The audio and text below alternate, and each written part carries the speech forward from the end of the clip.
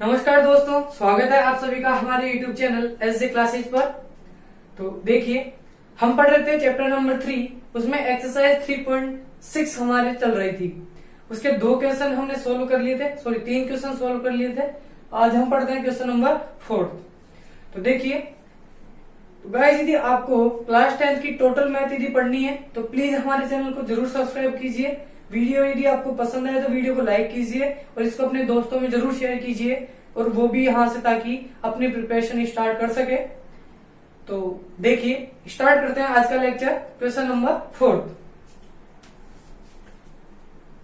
तो question number 4 में हमारे को बताना है, हमारे को 2 व्यंजकों का गुणनफल है वो दे रखा है x-7 x² plus 8x plus के 12, और उनका HCF वो भी हमारे को दे रखा है x प्लस 6। तो यदि ये हमारे को कंडीशन दी हुई है तो इन्हीं की हेल्प से हमारे को उनका एलसीएम निकालना है या लैसे निकालना है।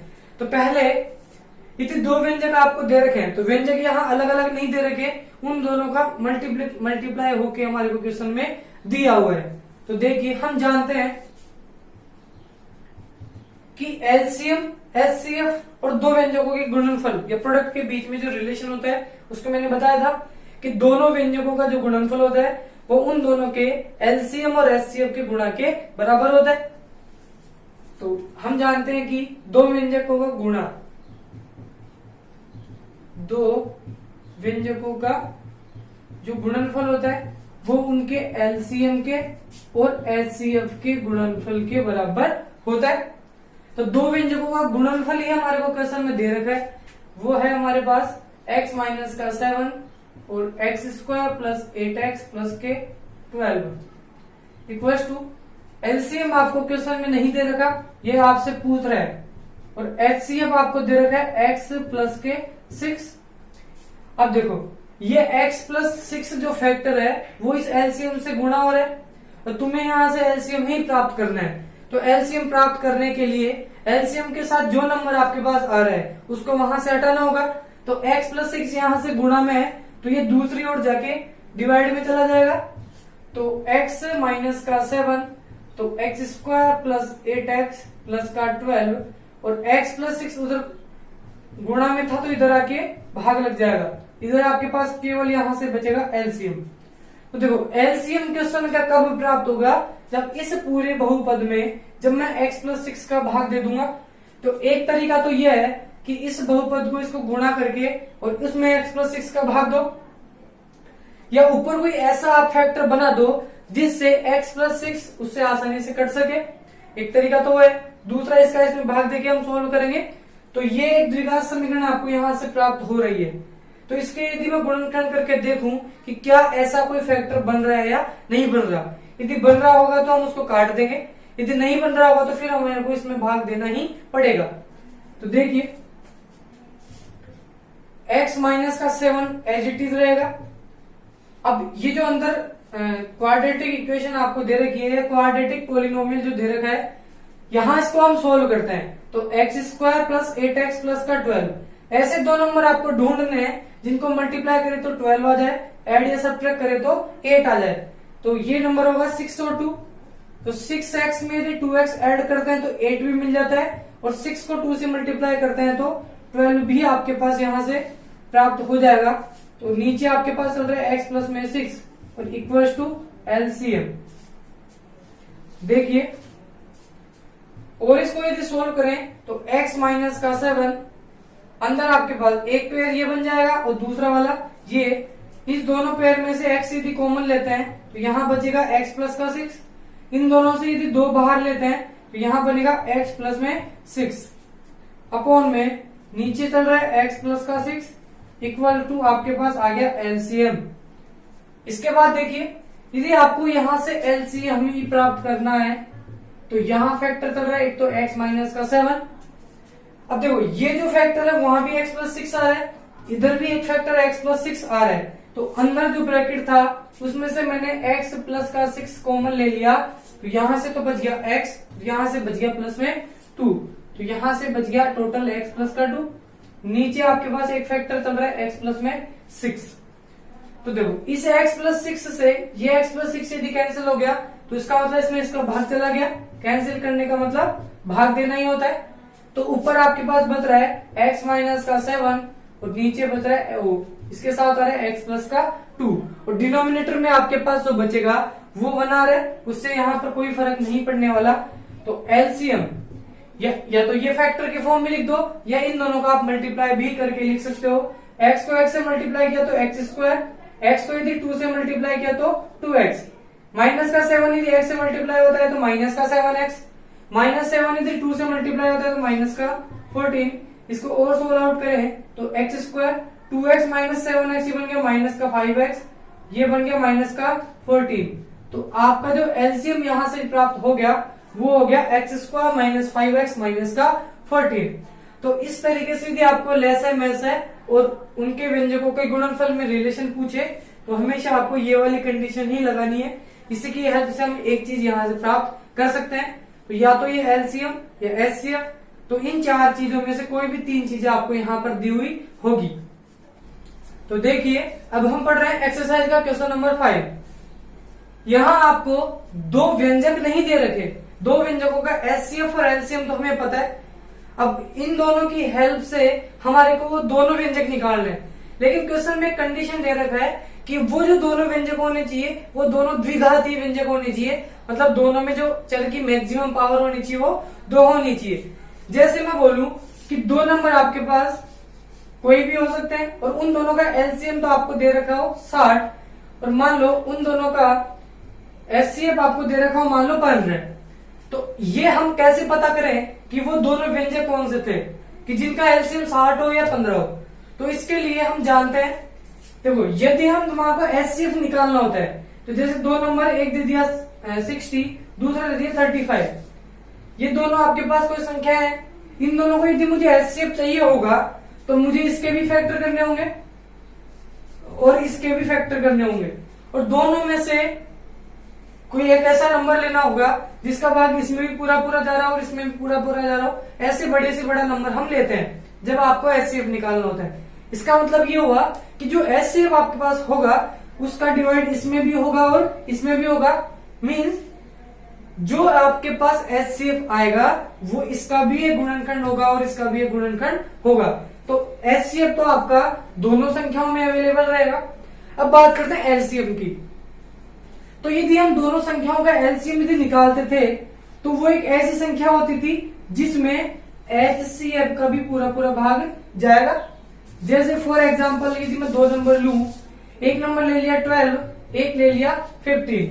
यदि मैं इन दोनों के एलसीएम की बात करूं तो दोनों का एलसीएम हमारे पास निकल के आता है 60 और इन दोनों के यदि एचसीएफ की बात करें तो दोनों का एचसीएफ आता है 3।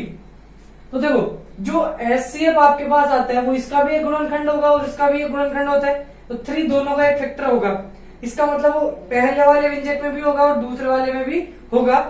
इसी तरीके से अब यदि बात करें एचसीएफ की तो एक व्यंजक तो हमारे को यहाँ से मिल जाएगा या एक गुणनखंड तो मिल जाएगा, बाकी और गुणनखंड हम कैसे प्राप्त करेंगे।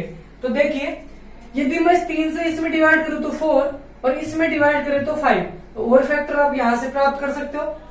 इसी तरीके से जो आपके पास जो एचसीएफ निकल के आता है उस एचसीएफ का भाग हमेशा इस एलसीएम में जाएगा ही जाएगा, क्योंकि एलसीएम तो उससे बड़े से बड़ा नंबर होता है, जो एचसीएफ होता है उससे हमारे को बड़ा नंबर लेना होता है, लेकिन उसमें उन दी गई संख्याओं का भाग देते हैं इसलिए वो नंबर छोटा बन जाता है।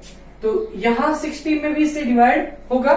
अब 3 से इसमें डिवाइड करें तो 20 आ जाता है, तो 20 भी इसका एक और फैक्टर आपको प्राप्त हो जाता है। तो इस तरीके से आपको ऐसे 2 फैक्टर बनाने हैं। तो देखिए मान लो मैंने 2 व्यंजक मान लिए, एक व्यंजक तो मान लिया fx और दूसरा व्यंजक मान लिया मैंने gx। अब यदि हम बात करें कि fx और gx कितने घात के होंगे, यदि ये क्वेश्चन में द्विघातीय नहीं बोलता तो मैं इसका इसमें भाग देके सीधे निकाल लेता कि इसका जो एचसीएफ होगा वो कितना होगा। तो fx जो है ये भी 2 घात वाला कोई व्यंजक है और gx भी कोई 2 घात वाला व्यंजक है।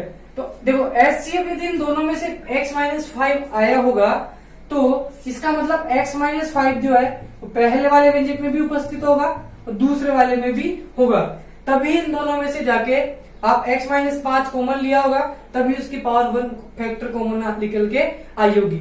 लेकिन हो सकता है कि इसमें इसकी पावर और ज्यादा आ रही हो, तो और आएगी या नहीं आएगी, या इसका और फैक्टर बनेगा कि नहीं बनेगा, इसका पता हमारे को इस एलसीएम से लगेगा। तो देखिए fx तो आपको मिल गया। अब ये व्यंजक आपको दो घात चाहिए, इसका मतलब एक फैक्टर यहाँ पर और प्राप्त होगा और इस व्यंजक में भी एक फैक्टर और प्राप्त होगा। वो कैसे मिलेगा? तो जो आपका एचसीएफ होता है वो एक ऐसा नंबर होता है जो एलसीएम को पूरे तरीके से डिवाइड करता है। तो इस एचसीएफ का हम इस एलसीएम में भाग देके देखेंगे कि इसमें इसका भाग कितनी बार जाता है। तो जितनी बार भाग जाएगा बाकी के फैक्टर वहां से हमारे को प्राप्त हो जाएंगे। तो अतः जो एचसीएफ होगा उस एचसीएफ का हम इस एलसीएम में भाग देके देखते हैं। तो एलसीएम आपके पास जो आएगा वो तो भाज्य बन जाएगा। तो ये बन गया एक्स क्यूब माइनस का 19x माइनस का 30। इसमें हम डिवाइड करके देखते हैं x माइनस के 5 से, क्योंकि एचसीएफ जो होगा उसका एलसीएम में भी पूरा भाग जाएगा, जैसे मैंने अभी एग्जांपल से बताया था।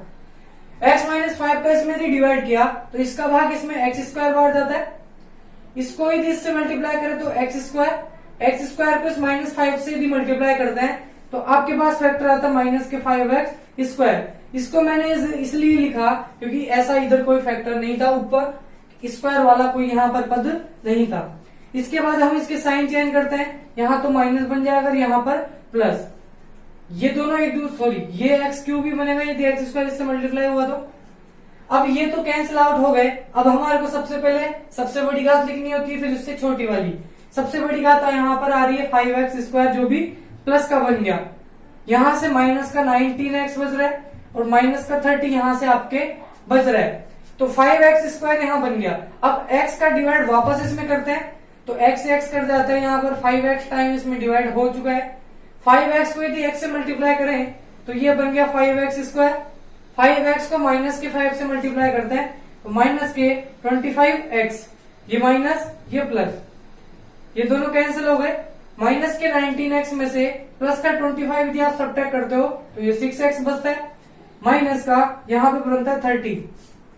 अब x का डिवाइड इसमें भी वापस हो रहा है तो एक बार वापस डिवाइड करते हैं तो x का इसमें डिवाइड किया तो प्लस का 6 आ रहा है। इस 6 को इस भाजक से मल्टीप्लाई करेंगे तो ये आ गया 6x। 6 को माइनस 5 से मल्टीप्लाई किया तो माइनस का 30। यहाँ साइन चेंज किया तो ये माइनस और ये प्लस, ये दोनों कैंसिल होकर यहाँ बन गया आपके पास 0। यहां से समझ में आ रहा है कि x माइनस 5 इस एलसीएम को या ये जो एचसीएफ था उसका एलसीएम में पूरा भाग चला गया। अब पूरा भाग चला गया तो आपको एक भागफल के रूप में जो बहुपद मिल गया। तो भागफल आपको यहाँ पे प्राप्त हो रहा है x square plus 5x plus का 6। तो इसका मतलब ये एक ऐसा भागफल है जो अपने को दो फैक्टर और दे देगा। जैसे 60 में 3 का भाग दिया तो 20 बार गया था, 20 को मैं लिख सकता हूँ 5 मल्टीप्लाई बाय 4। तो यहां से देखो वहां दो फैक्टर आपको यहाँ प्राप्त हो चुके हैं, जैसा मैंने अभी एग्जांपल बताया था।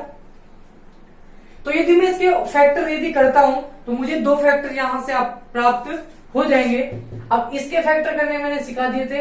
ये दो घात वाला एक व्यंजक है, इसके फैक्टर किस तरीके से किए जाते हैं कि सबसे पहले ऐसा नंबर ढूंढते हैं जिनको मल्टीप्लाई करें तो आपके पास 6 आना चाहिए और ऐड या सब्ट्रैक्ट करें तो 5 आना चाहिए। तो ऐसे दो नंबर यहाँ पर प्राप्त हो रहे हैं 3x और 2x प्लस में 6। अब इनका हमारे को बनाना होता है एक एक पेयर मैंने बना दिया। फिर इन दोनों से आपको कॉमन लेना है x, यहां से कॉमन आ गया x तो ये अंदर बच गया x प्लस के 3। जो फैक्टर यहाँ बनता है ऐसा ही यहाँ पर बनना चाहिए। तो यहां से भी मैंने 2 कॉमन ले लिया, यहां भी आपके पास आ रहा है x प्लस में 3। यहाँ दोनों में फैक्टर जो है एक फैक्टर ऐसा होना चाहिए तो दोनों में कॉमन है। यहाँ x प्लस 3 आ रहा है वो दोनों पदों से बाहर यदि हम ले लेते हैं, यहाँ तो बन गया x, यहां से रिमेन हो गया 8। तो इसके दो फैक्टर आपके पास बन चुके हैं। एक तो आ गया x प्लस के 3 और दूसरा आ गया x प्लस के 2। तो देखिए यहाँ ये दोनों फैक्टर आपके पास बन चुके हैं। अब देखो जो हमारे को व्यंजक निकालने थे तो यहाँ आपको लिखना है अतः व्यंजक। तो व्यंजक आपको दो घात वाले चाहिए दोनों, एक fx मान लो एक दूसरा हो गया gx। तो देखो दोनों व्यंजकों में HCF तो आएगा ही आएगा। इसके साथ ये जो दो फैक्टर और मिले उनमें से एक फैक्टर इसके साथ आ जाएगा और एक फैक्टर इसके साथ आ जाएगा। तो किसी भी फैक्टर को आप किसी के भी साथ लिख सकते हो। यदि ऐसा ही कोई फैक्टर यहां से बनता तो उसको मैं उसकी पावर के रूप में लिख देता, लेकिन यहाँ ये जो फैक्टर है सब अलग अलग बन रहे हैं। तो x+3 एक तो मैंने इसके साथ लिख दिया और दूसरा x+2 इसके साथ लिख दिया।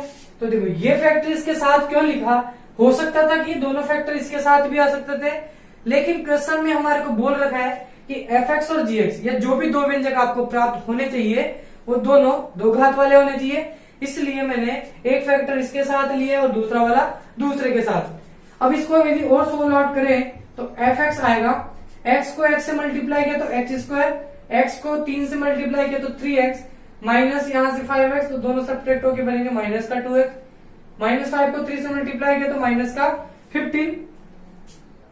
इसी तरीके से इन दोनों फैक्टर को जब हम मल्टीप्लाई करते हैं तो x को x से मल्टीप्लाई किया तो x², x को 2 से मल्टीप्लाई किया तो 2x, -5 को x से मल्टीप्लाई किया तो -5x, तो 2x - 5x दोनों मिलके बन जाएंगे माइनस का 3x, -5 यदि 2 से मल्टीप्लाई होता है तो माइनस का 10। तो यहां से दोनों जो व्यंजक आपको मिले हैं वो दो घात वाले व्यंजक मिल चुके हैं। तो ऐसा ही प्रश्न में हमारे को पूछ रहा था। तो जब भी आपको एलसीएम एचसीएफ दे और उनसे यदि व्यंजक निकालने हो तो आपको इसी तरीके से उनके व्यंजक प्राप्त करने हैं। तो गाइस, यदि आपको हमारा वीडियो पसंद आए तो प्लीज वीडियो को लाइक कीजिए, चैनल को सब्सक्राइब कीजिए और अपने दोस्तों को शेयर कीजिए। कमेंट बॉक्स में कमेंट करके जरूर बताइए कि वीडियो आपको कैसा लग पा रहा है। और यदि आप 10th क्लास की मैथ पढ़ना चाहते हो तो हमारे से जल्दी जुड़िए ताकि आपकी प्रिपरेशन जल्दी से जल्दी स्टार्ट हो सके। Thank you.